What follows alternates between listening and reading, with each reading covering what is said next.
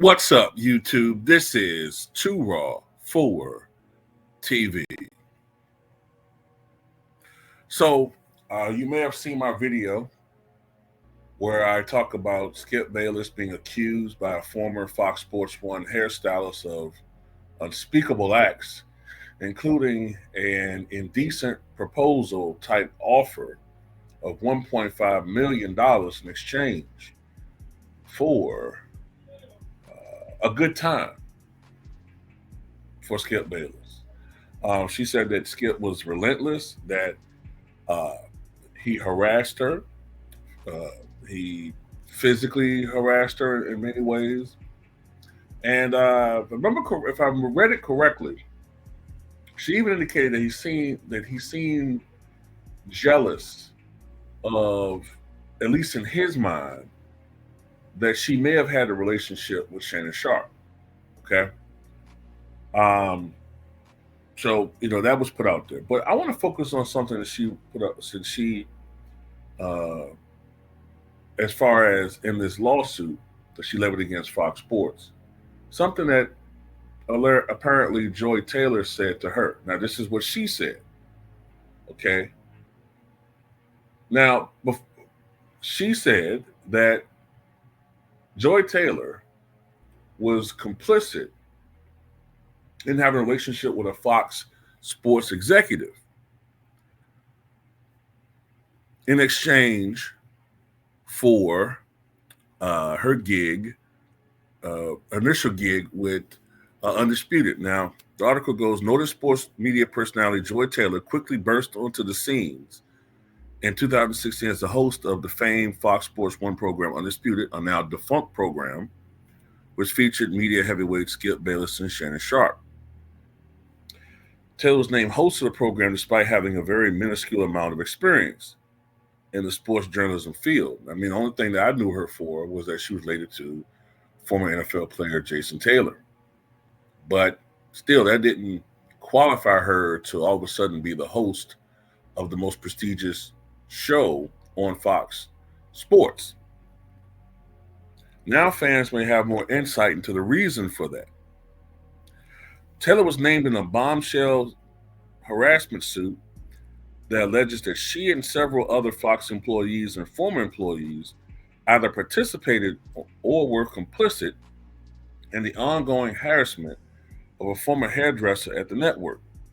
Quote, a former Fox Sports hairstylist alleged in a lawsuit that a network executive used, quote, his position to harass women, as well as that Skip Bayless touched her inappropriately and propositioned her for nookie. Masheen Faraji, who says she worked at Fox Sports from 2012 through last August, made a series of allegations in the 42-page lawsuit obtained by Front Office Sports. Fox Sports, FS1, FS2, Fox Sports EVP, or Executive Vice President Charlie Braun, Bayless, and Fox Sports 1 host Joy Taylor are listed as defendants in the lawsuit filed Friday.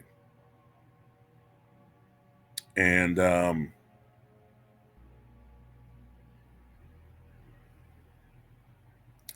just reading a little bit of stuff right here. The suit alleges that Taylor was having an affair with Fox Sports Executive Vice President Charlie Dixon, who was also married, and used his influence to get her the role on Fox Sports 1. It came as a surprise when Fox announced that Miss Taylor, who was a bartender and radio host in Miami with very little TV experience, would be the moderator of the new show, a sports debate program, Skip and Shannon Undisputed. Mr. Bayless later disclosed to Ms. Faraji that he did not want Miss Taylor on the show, but Mr. Dixon was adamant that Miss Taylor should star. At first, Mr. Dixon arranged a dinner between Mr. Bayless and Miss Taylor, where she arrived in provocative clothing and acted in a provocative manner. When that did not change Mr. Bayless's opinion of Miss Taylor, Mr. Dixon asked him to approve of her as a favor to him. Reluctantly, Mr. Bayless agreed to do so as a favor to his friend.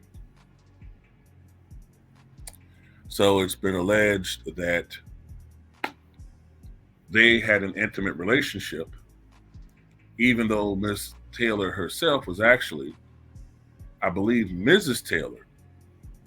And this may have been, or at least she became Mrs. Taylor, because I can't remember the guy's name, but I think he was a former NBA player. I want to say his last name was Watson. But allegedly, if this is true, one of the reasons why he divorced her is because he found out eventually that she was having an affair with this executive, Mr. Dixon. Now, here's where things get interesting.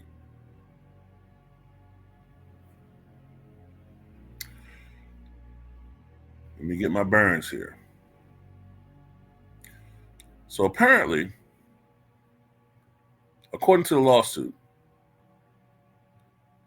in February of 2020, okay, uh, Miss Faraji and Joy Taylor were having lunch, and give me 1 second. It's a lot of stuff I'm trying to follow all at once. All right, here we go.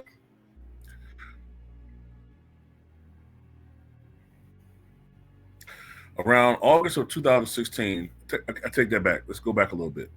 Around August of 2016, Miss Faraji attended a dinner with Miss Taylor and her husband, and Mr. Dixon and his wife.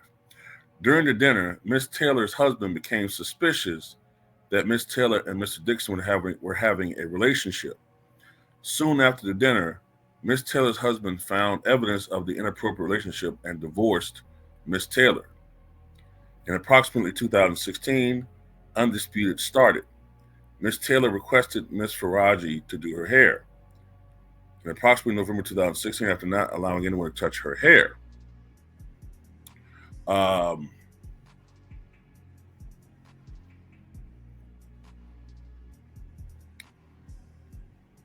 Miss Faraji, some of this stuff is bunched up together, so I'm sorry if some of this stuff is cut off.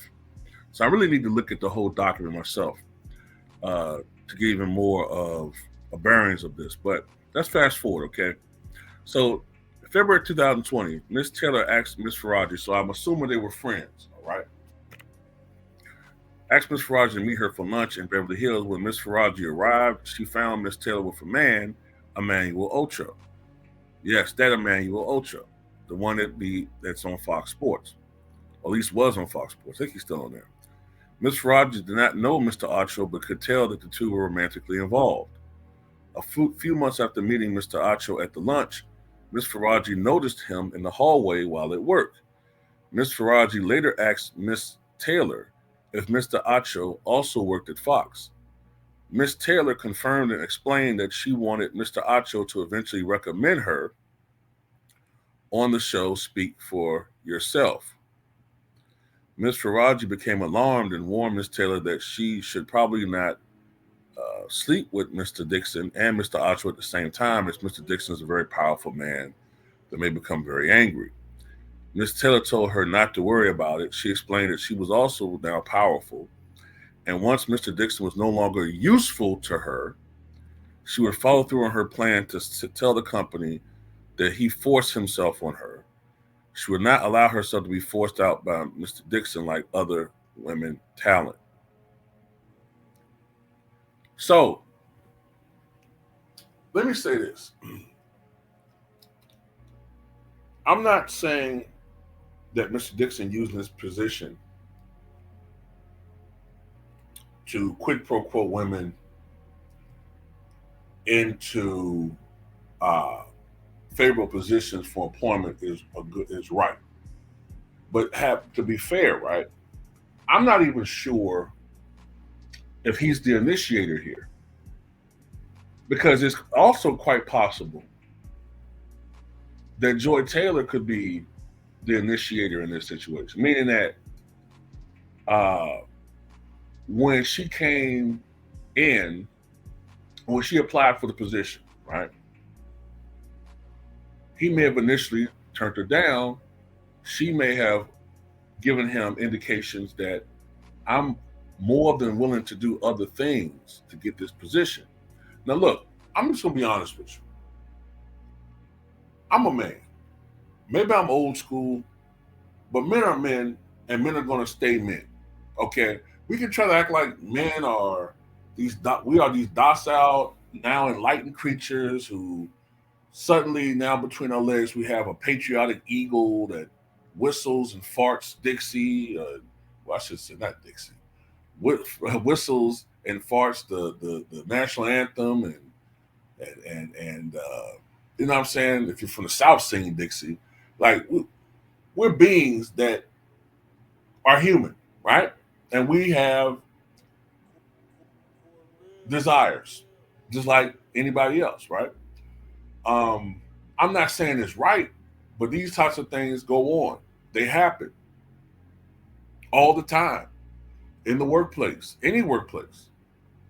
Now, if he has a history of doing this, like an extreme predatory history of doing this, then that's extremely wrong, and he should be sued, and he should be first of all, he should be fired and dealt with as far as with uh, the company Fox Sports and with this lawsuit, more or less probably monetary manner, right?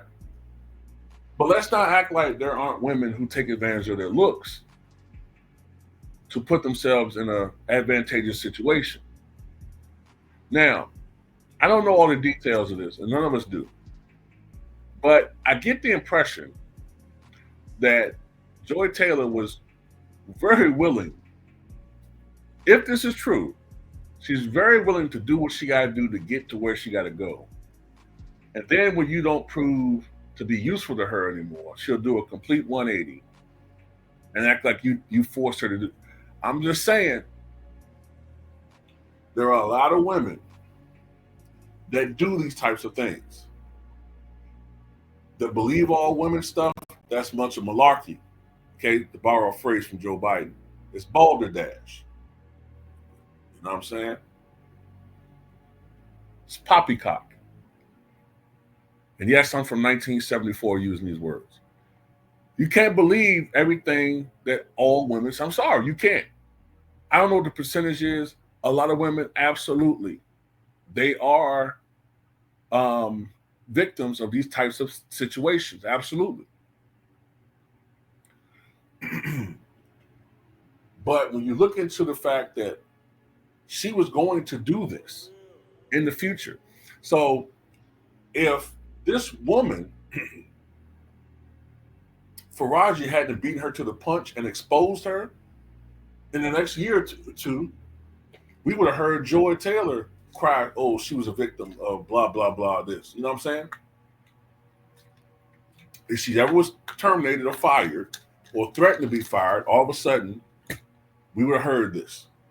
And everybody would just automatically believe her. Then, if I'm not mistaken, in this lawsuit, which I'm going to start reading tonight, so I have it all down pat. When Faraji confided in Joy Taylor about what was going on between her and Skip Baylor, she said, oh, just get over it. Don't seem very empathetic to me. It's like a woman that is like, okay, well, this is the game we play. Like I said, I'm not trying to condone the behavior of Skip Bayless or this guy. I'm not saying it's right. That's a toxic culture that was going on there. But it's also reality, and it's also true that there are women, and in rare cases, men who take advantage of these situations. I've observed it in my lifetime at work. We see it. We see people who you clearly know are not qualified to be in the position that they're in. And you see them creep off, you know, after hours with their supervisor or their boss, and you know what time it is. You know what I'm saying? And you feel a certain type of way about it because you know that you're more qualified for a certain position than they are. But whether it's through nepotism or whether it's through something of this form, because you got to think about it. Joy Taylor probably is used to being favored because she's, first of all, she's a very attractive woman. Secondly, her brother was in the NFL, so she has ties to the sports industry. I think her brother-in-law is a former NFL player, if I'm not mistaken. one of her brother-in-laws or whatever, or her brother-in-law. So she's used to that type of treatment. And if she doesn't get it, I guess she'll use what she got to use. You know what I'm saying? And look, it's not a coincidence that when you look at Fox Sports or ESPN, with few exceptions, these women are unbelievably beautiful. I'm just being like, let's be honest. There's, if anything, at the very least, there's lookism when it comes to television. You're in front of a camera. So there's always going to be discrimination with these types of jobs. They can look for somebody that's telegenic. If you're a woman, especially, you're going to be, they're going to prefer someone that's attractive. So there's already a limited pool there. And then, you're always going to see, there's going to see people who are going to be willing to do more to get to where they want to go. So my thing is this. In conclusion, what happened to this woman, if it's true, I'm talking about Faraji, I hope she get every penny that's due to her, because that's messed up. And she should have, and I'm assuming from the way things I've heard, going to human resource, nothing getting done, and then she stood up to bat for an employee, a fellow co-worker, who was being harassed. They fired her. She should have documentation. And if she has documentation that backs up what she's been saying, and especially if she got her own individual documentation as well, they might be done. All these people might be done at Fox Sports. But I don't know, man.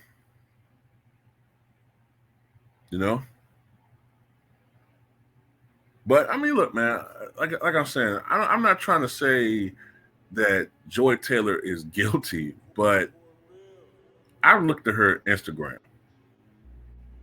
I've looked at her social media accounts, and I mean, you get a certain vibe of a person after a while. You know what I mean? But anyway, that's all I got to say about it. Tell me what you guys think. Between Tampa and Los Angeles, it's like we got all. I mean, two cities have glommed all the championships and players.